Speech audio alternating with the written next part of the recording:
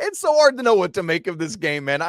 We just keep laughing about it. I think the line last I checked at FanDuel has moved from 1.5 in favor of the Qs to now 2.5. So it's a massive gap now. Hold on, what the money is coming down on Syracuse? Double check me. I looked at that earlier this morning.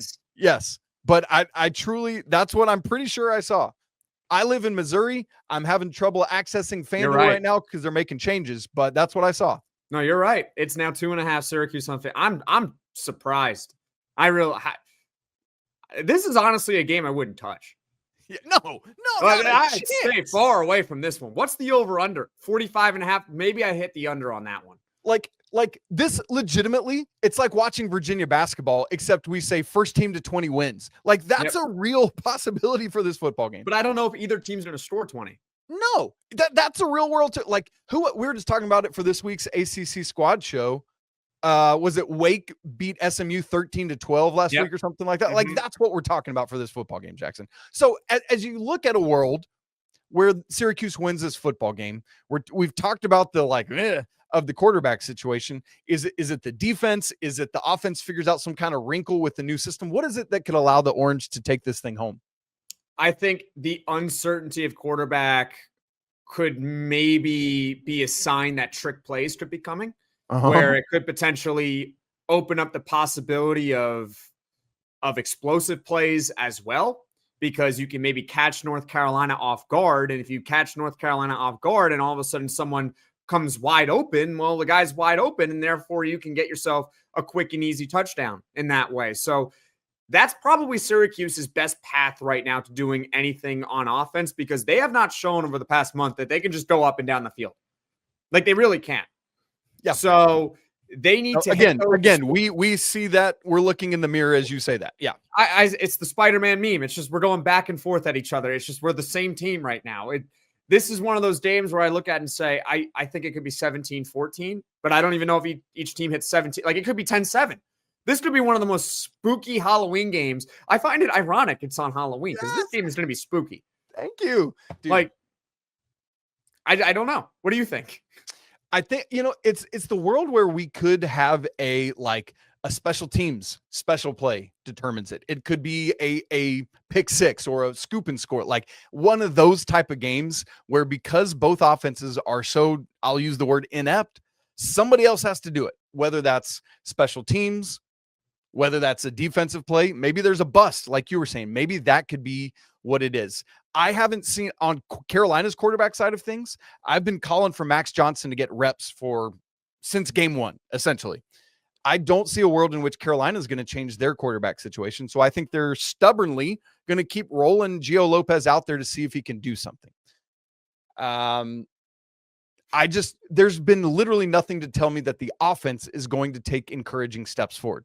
So for me, for Carolina, it's about the defense doing what we've seen them do the last 2 weeks. It's about them making a play that puts the offense in an advantageous situation to do something. There have been like last week against Virginia, there was a great drive that Carolina had where they actually made some chunk plays and got themselves into the red zone. And then Kobe Paysour fumbled it out of bounds, touchback. It's like that. That's the kind of stuff that's been happening to Carolina. Can they clean those up? You talked about Bill Belichick teams not beating themselves. They're not really beating themselves mentally. It's been physical errors, Jackson. That's been the offensive issue so far. We'll see. I think this is going to be a low-scoring game. I want to pick the home team. I mean, that's Syracuse, and naturally when I don't, this is my rule of thumb when it comes to picking games. Take Syracuse out of it. When I genuinely don't have a read on what is going to happen, I will just automatically by default just go with the home team, because you're at home. So you should win if you're at home, if it's two teams that are relatively equal to each other. I'm going to pick Syracuse to win. I don't really have any expectations for it, though. I'll say they win 16-13. This is one of those games where I think that field position is going to matter significantly. Good word. Because I don't know if either of these teams are really capable of going up and down the field on each other. Although Syracuse's defense, we've barely talked about them. They're not particularly good. But the reason why we haven't really talked about him is because North Carolina has done precisely nothing on offense against any defense that they face. You can play the greatest defense in college football, the worst defense in college football. It doesn't really seem to matter with North Carolina. So they've been pretty bad on offense. Syracuse hasn't been great on defense. I don't think either team's going to score a lot. So field position is going to matter big time. If you can get, it's not necessarily about your defense being able to get off the field. It's, can you get a 3 and out? Or is it going to be a 6 and out? Or it's going to be, a turnover, something along those lines. Whichever team wins the field position battle in a low-scoring game is most likely going to win the game. Yeah. Syracuse is the home team, so I'm going to pick Syracuse. 16-13 is my final score. I think all of that is the smart way to go. And you talked about not knowing what a team's going to do. Some games you get it where it's like, I don't know what this team's going to do, but this team has an identity. The problem here is that both teams are ghosts. They don't have identities. Neither Maybe that's what we should dress up as Halloween. That's what we should just do. You know what? We should do the podcast. We should do a post-game show together, and we should just cut out holes in like a pillow sheet or whatever and just start doing it. Have you ever I seen don't know. the Would that work? Would that be okay on the podcast? I don't know. 100%. Have you ever seen the call movie? David. We'll see if he's okay with it. Mr. Locke, is that cool? Have you ever seen Zoolander? I have not. Okay. It's a movie where Ben Stiller's a male model. It's incredible and it's hilarious and you need to watch it. But there's this scene where he's like trying to figure out his life and he goes and stares at a puddle in the ground because Owen Wilson is like making fun of him. Owen Wilson also being a male model. And he goes, "Who am I?" And the puddle in the answers him back and is like giving him a hard time. And I feel like that's what we're talking about here. It's just like, God, what are we doing? And Jackson, I think you're spot on. This is a game in the teens. There's literally every bit of evidence suggests that to be true. We said it earlier. Since Angeli went down, Hughes hasn't gone above 20. Carolina against a opponent this year has not beaten 20. So it's got to be a game in the teens. Because of the hilarity of it, let's go 19-18 Syracuse with some kind of weird score getting us there. I don't know how that's going to happen, but just chalk Maybe it up. Safety. Do what? Safety. Exactly. Oh, we're guaranteed to get a safety in this game. That's what's going to happen. So, what would be the ultimate spooky thing, though, Isaac? Sorry to cut you off there. No, you're good. Ultimate spooky. You ready for this? Both teams reach 30. And that's guaranteed to happen. That is the insanity of when, Isaac, that is another reason why I don't have a feel for this game. No. Because when you have two bad teams, sorry, North Carolina, Syracuse, we're both bad. That's why we're doing this together. That's why this is so much fun. We're both bad. We're both not making bowls this year. It's okay. We're admitting it. When you have two bad teams going up against each other, I sent you this message right before the podcast saying sometimes it could lead to the most exciting matchups that you just don't expect. Yes. You have two bad teams. They don't know each other. They have no identities.